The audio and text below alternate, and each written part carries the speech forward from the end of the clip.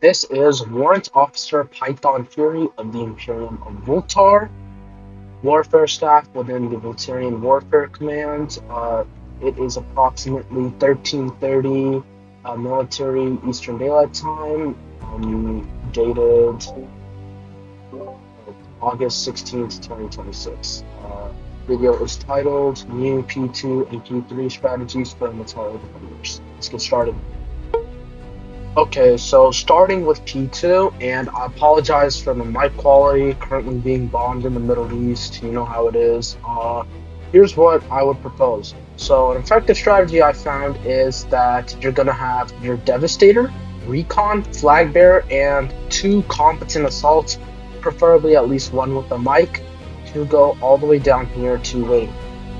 Okay, the purpose of this group is essentially going to be to scatter what's going to be the payload team. A lot of elite raiding teams tend to send most, if not all, of their team on payload, and being able to kind of scatter that group makes a significant impact in them being able to take upper bulk, since that's typically what their objective will be. So you're going to have them round here, and either you or a competent mic, like I said earlier, in the waiting room will be able to call the swing out. You're going to swing out together, make sure flag bear team, all that stuff. Ideally, just want to get 4 and 5 picks. If you can get more, that's great. Try to heal the Devastator, as he will be getting most of the picks. After that's done, if one or two assaults, if they die, that's fine, but you want to make sure the Flag Bearer and Devastator are still alive after this. Also, make sure that when they're pushing payload, it's like around this area, and it doesn't reach this gap point during the entire swing. By the time this is done, you're going to have your Flag Bearer and Devastator come here over to Enkyo Crew. They can either set up here, or I would highly recommend that they come here near elevator points. The purpose of this is going to be so that if the payload team, who's responsible for continuously pushing payload, comes up to here, you can easily swing them out, and the rest of the people who are going to waiting room can do so, and then the people who are upper bulk will be able to set up, and I'll emphasize more about that later, including the other 5 who aren't coming to waiting room. By the time this is done, let's say you're able to successfully swing out payload team, your flag bearer can continue holding that for a little, and then Devastator, you have a couple options here. You can either rotate over here to you can just pad up elevator, and along with these other assaults here, you can kind of just like swing them out on these red crates if they're set up there somehow, but they shouldn't be. Or you can kind of go down here, and then you can help kind of like flank here. So if they reinforce here, you can kind of like swing them out. Just set up here because our STs should be playing kind of like in this area. So kind of watching their 6 would be highly helpful. If you were not a part of the original waiting room team, so that's going to be the rest of the assaults and our STs, you guys are going to come pad up here.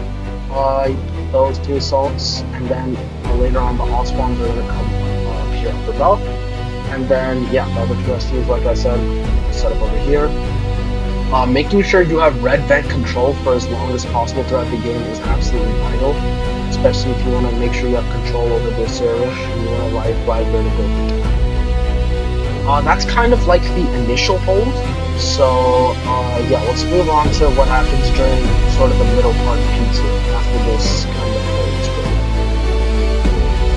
Also, I want to emphasize that your mic should be calling out sort of where that, let's say most of the team is coming to the waiting room from that initial push. Should that happen, you can have your Devastator sort of rotate up here from up above, like I said from that previous hold I explained, and then have one of your STs sort of just come up here. Stack up the ST. ST should be sort of holding this area. You can have another assault for that help crossfire, especially if they have like, I don't know, 9 or 10 people, majority of the team coming up. You should be able to hold it off, because ST, an assault, like together they should be able to get a couple picks. The rest of the assault should be able to focus fire and sighting. And then if you have a Devastator, for example, holding back here, watching the off one coming in and also crossfiring, that should get picks. That's kind of like the best way to push this game. But yeah, let's okay, and move into the middle part. Basically, after all this is done, let's say they're able to kind of set up behind red crate, recon blue crate, all that stuff. You want to make sure there's at least one of your STs holding red vent. Purpose for this is that when I explain the strategy, I'm gonna introduce simultaneous pushes. So your team is basically going to be doing multiple things at once. This demands high organization, and one of the things will be ST sort of flanking from red vent. So let's say upper bulk is sort of slamming down, okay, and trying to take over control. ST is gonna come back, sort of do a bit of a sandwich, get a couple picks here while they're distracted, and then either side should be able to kind of like finish them. Okay, now let's talk about how they can get to satellite and what I'm kind of seeing issues with raid leaders today and how they don't deal with them sort of taking the satellite. Alright, so most of the stuff I explained, this is going to be happening in the earlier half of the game, but now we want to think about what happens when most of the raider team is kind of wrapped. So, a couple of teams, for example, Snowcore, what they'll do, right, and it is completely on the leader to notice this. They're going to have a lot of people rallying here outside satellite, for example, and they're just going to rally and sort of cross, okay? Now, the reason this strategy works so well is because, first of all, usually when this happens, they've probably already sent a flank on upper bulk and you're a little scattered here, so you'll maybe only have like 3 assaults shooting them crossing. Or maybe your assaults aren't as good as, you intended, but chances are most of them will be able to cross that. Now, the Devastator I explained before, you need to watch where your dev's going as well. Like, especially, you gotta micromanage your classes a little during this phase, and you need to make sure they're doing what you need them to do. Let's say at this point, they've already capped. Now, if they get to satellite, that's a huge issue, especially if you're not able to clear them. But like I said, let's say your dev dies and you're noticing a pattern, like, okay, I'm not seeing a lot of people reinforcing this upper red crate area and no one's calling a flank. So, it's safe to assume that they're probably doing a push or something like that. In that case, Devastator, you're going to send to late pink as the usual slams.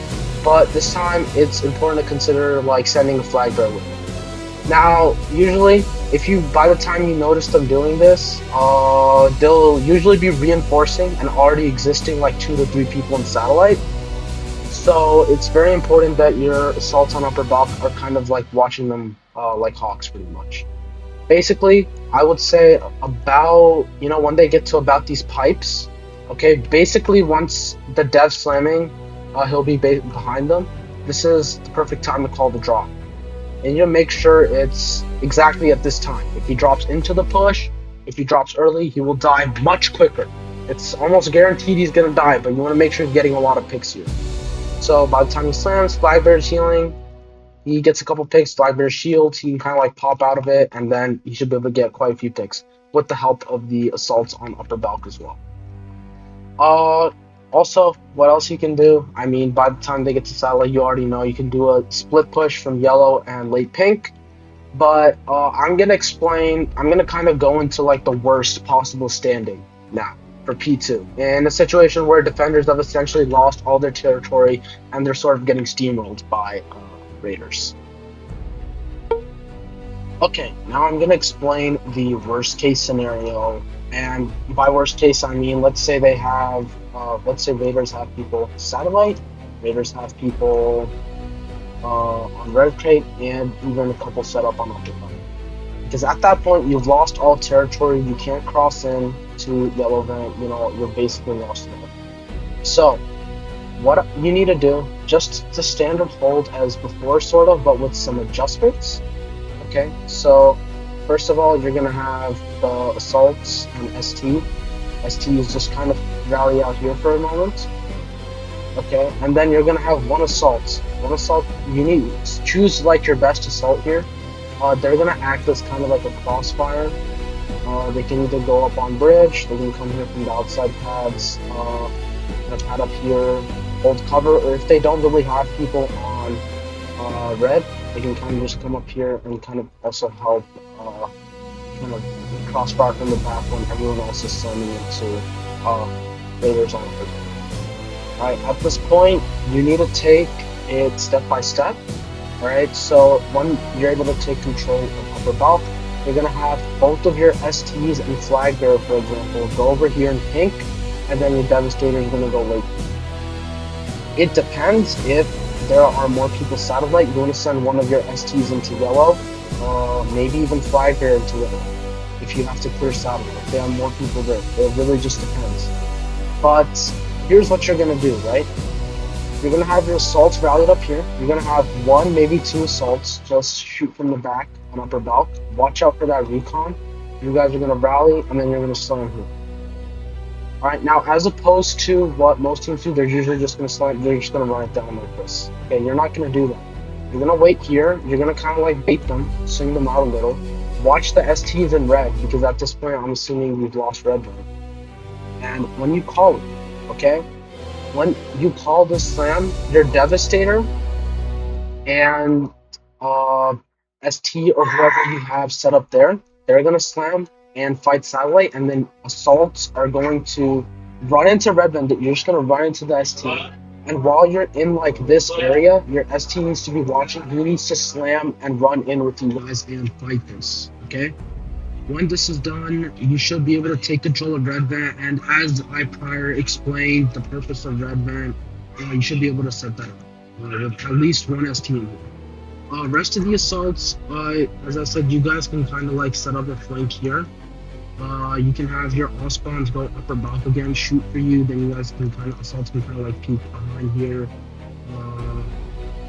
or just run into them. It really depends on where the team is set up. Or you can go behind, cross into rotate. Maybe there'll be like recon you can fight it, and then just kind of hold that. And by this time, let's say you have Flybear here. Flybear's not going to slam it off for that entire push. You want to make sure you have control here. Flybear's kind of going to like drop. They can either go in from like this elevator area. That's a little safe. Just go in from bottom and then just run in, or you can just directly drop. Go behind red crate as cover. Like if they still have people satellite, you can just watch for that. Slam and then go for tap. Just retap. It's kind of like these retake strategies that you need to really keep in mind. You can also have, like, for this kind of push, you can also have those same assaults. You know, if you're having issues taking back red bank and it's not helping, and you don't have satellite, I would prefer you have like a devastator for this push, but you can get like you have a couple assaults. You can have like maybe one assault stay up here and bait in for the ST, and then while that's happening, while they're focusing on that, you can sort of like cross it. This is a bit of an older strategy. Here, here,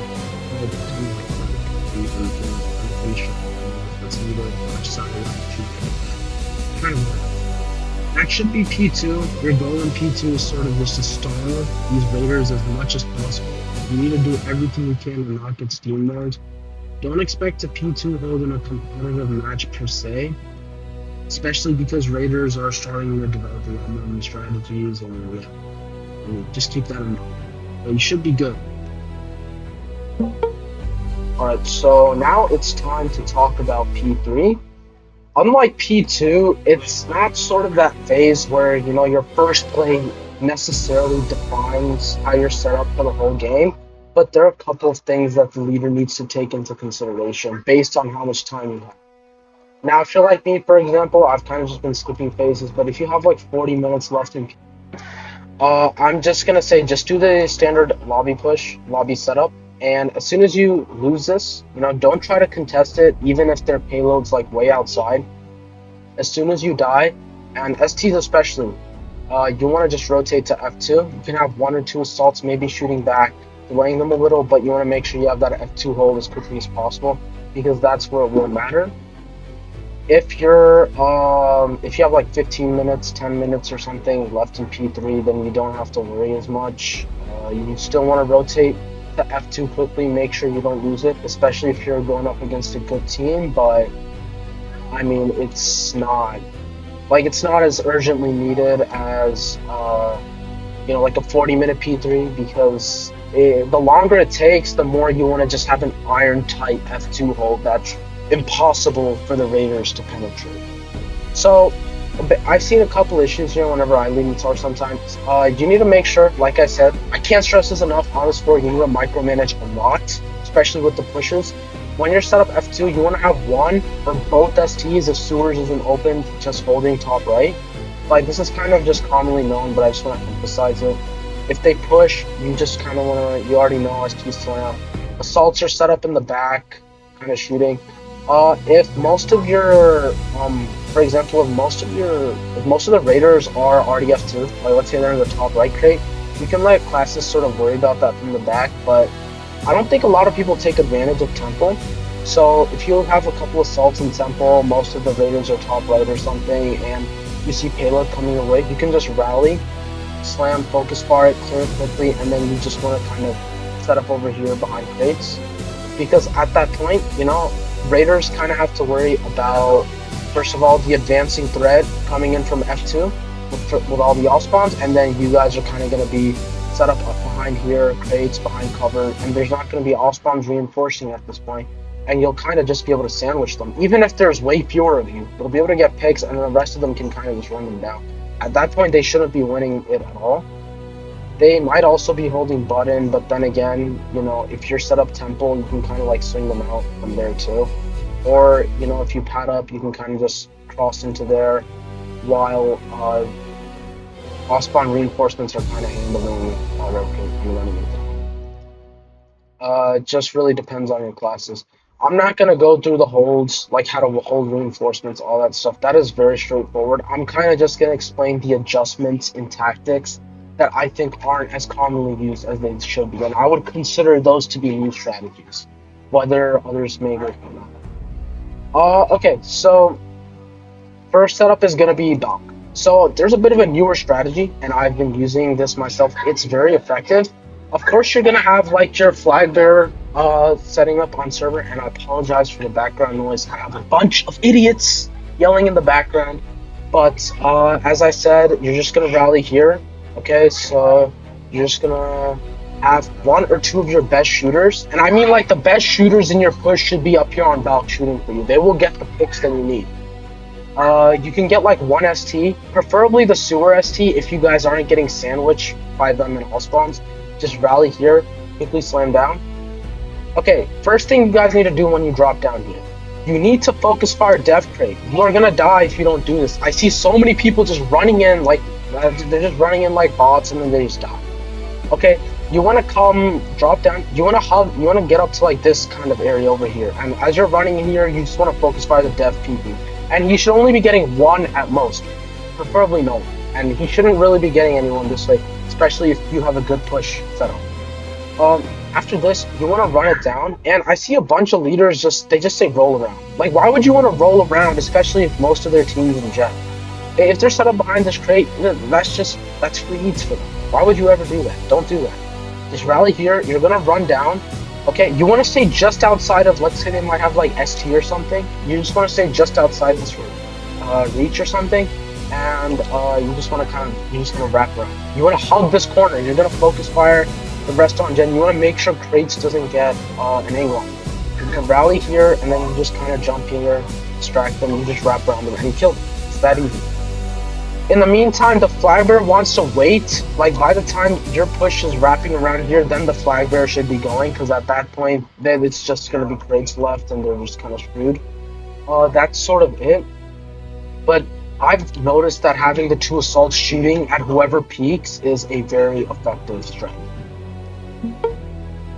Okay, also another thing I want to state, if they have double blue open, and I know a couple of groups have a tendency to have like an assault or something, or even ST hold double blue, you can send one of your classes, preferably the ST who's holding sewer, to go double blue as well, or come in from main. It really just depends.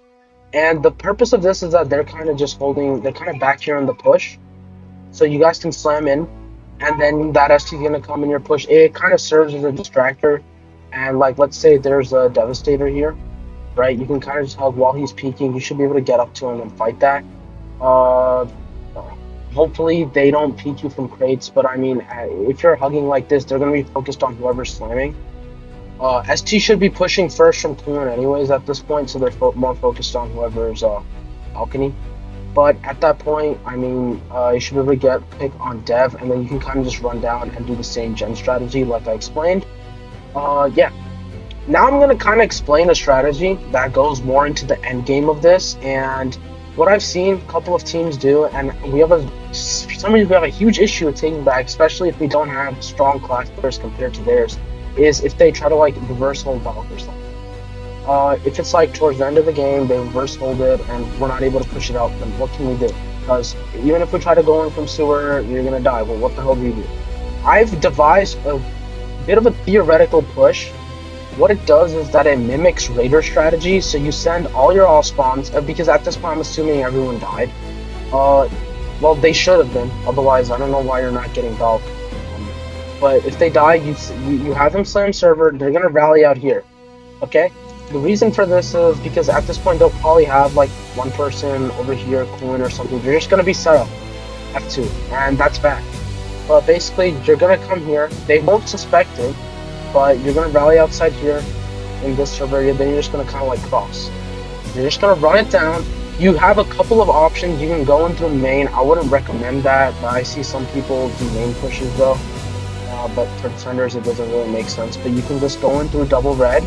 Maybe have like one ST, hold this, or even recon, just hold this crate if recon isn't already in server. That's your call. But rest of them can pad up double red, and then you can kind of just run them down because they're going to be more focused on Valk. And if they're not slammed down, you can even split it. You can have a couple people cross here to this pad up, and then you can kind of just slam them in. And if your classes are doing well, then you should be able to clear them if I have to do this. That's a good retake strategy. Most of them will be dead. You can rally, set up for a quick push, run it down. You should be able to recap it. Then you can just do the good old setup. But I mean, that should be it. Uh, Overall, P3 is really, really about organization, and you need to make the calls. This is a very leadership-intensive phase, and if you're going up against a competitive rating team, they will be able to win if you're not watching, what's going on. For example, if you have an F2 hold, I've seen a couple people do a sewer push in from here. They just push sewer, and then let's say you have both your STs up here on top right, watching everyone running, watching the Raiders run in main. No one's gonna watch sewer, and sometimes you can just get sandwiched, and then all the assaults are gonna die, and then they can just reinforce top right. So make sure if you see that you have like, oh hey, ST, go watch sewer. Like, hey, 2 assaults, go watch it. We want to make sure we are not getting sandwiched like that. We want to get as many picks as possible in that kind of situation. Or if they're all top right, ST should be able to get a lot of picks. Devastator knows how to play. Again, it's just organization. I've explained the adjustments to strategy that can be applied to increase your chances of victory, but that should be it. Best of luck to whomever watches this, and Voltar endures.